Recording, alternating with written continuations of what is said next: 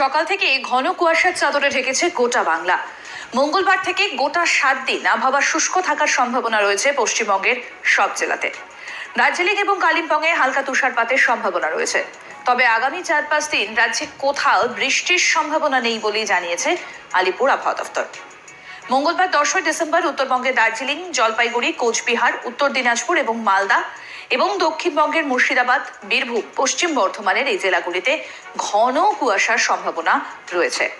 দৃশ্যমানতা থাকবে 200 মিটারের চেয়েও নিচে। 11 ডিসেম্বরের পর থেকে সর্বনিম্ন তাপমাত্রায় ঘাটতি হবে 3 থেকে 4 ডিগ্রি। এটি এক সপ্তাহ ধরে বজায় থাকবে। তবে আগামী 11 থেকে 14 ডিসেম্বর বৃষ্টির কোনো সম্ভাবনা নেই বলেই জানাচ্ছে আলিপুর আবহাওয়া দফতর।